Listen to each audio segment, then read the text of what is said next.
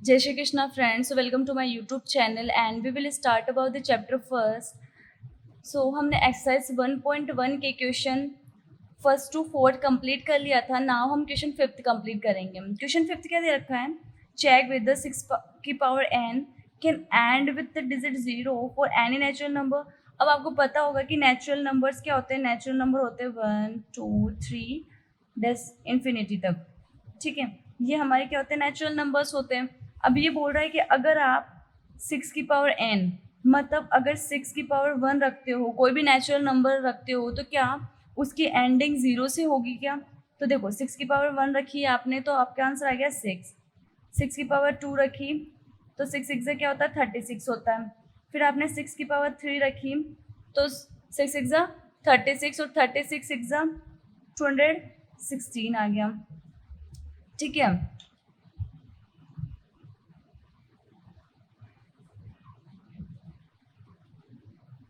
तो इसका मतलब आपकी जो 6 की पावर n है उसकी जो एंडिंग है वो 0 से नहीं हो रही है.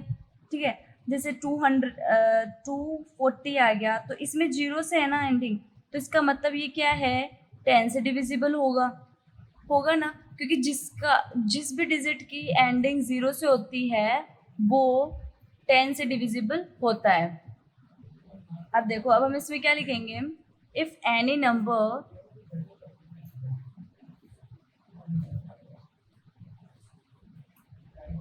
if any number and with the digit 0, if any number, आप अगर आप कोई सा भी नंबर, आपके किसी भी नंबर की एंडिंग 0 से हो रही है, so it's divisible, so it's divisible by 10. तो वो 10 से डिविजिबल है. अगर किसी भी डिजिट की एंडिंग 0 से हो रही है तो वो 10 से डिविजिबल है. बट 6 की पावर n हमने नेचुरल नंबर लिखा तो क्या इसमें एंडिंग 0 से हो रही है? नहीं हो रही है, तो ये 10 से डिविजिबल थोड़ी ना होगा. अब देखो 10 के फैक्टर्स लिखते हैं हम. फैक्टर ऑफ 10, 10 के फैक्टर्स क्या होते हैं? 2 इंटू 5 होता है. ठीक है, वैसे ही फैक्टर्स ऑफ 6 की पावर n क्या होगा? 2 3 6 हो गया. 2 और 3 फैक्टर्स हो गए. अब 6 की पावर n के फैक्टर्स क्या आ रहे हैं? 2 और 3 आ रहा है. बट 10 के फैक्टर्स क्या आ रहे हैं? 2 5. तो 2 तो प्रेजेंट है 6 की पावर n में, बट 5 प्रेजेंट नहीं है. तो हम क्या लिखेंगे?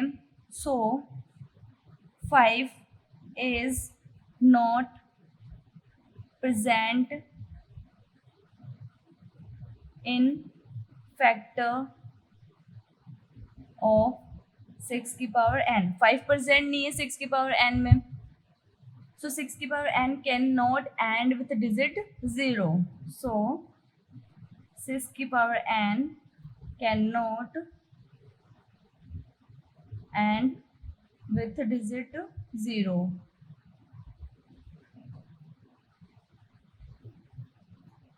और यही हमें चेक करना था कि 6 की पावर n क्या हमारे 0 की एंडिंग होती है, उसमें कोई डिजिट तो नहीं होती है.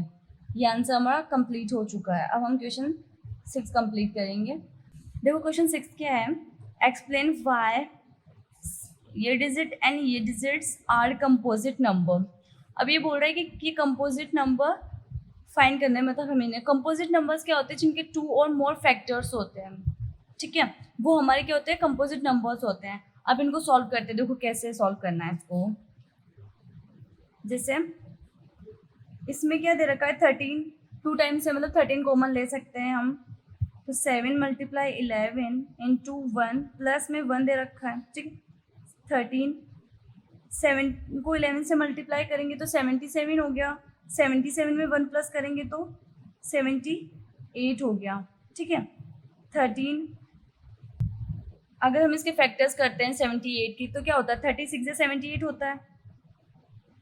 और 32 टाइम्स है तो हम इसको ऐसा लिख सकते हैं 13 का स्क्वायर मल्टीप्लाई में 6.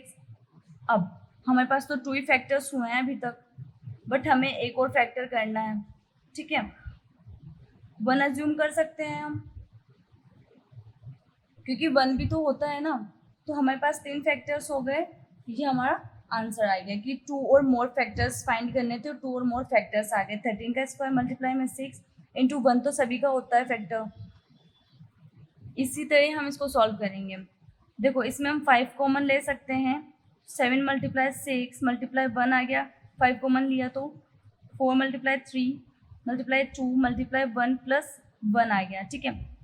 जब हम 1008 प्लस 1 देन 1009 आ गया, और 1009 ये 2 ही फैक्टर्स हुए हैं, बट 1 भी तो फैक्टर होता है। तो यहाँ कितने हो गए, 2 और मोर फैक्टर्स हो गए, और यही हमें क्या करना था, प्रूफ करना था।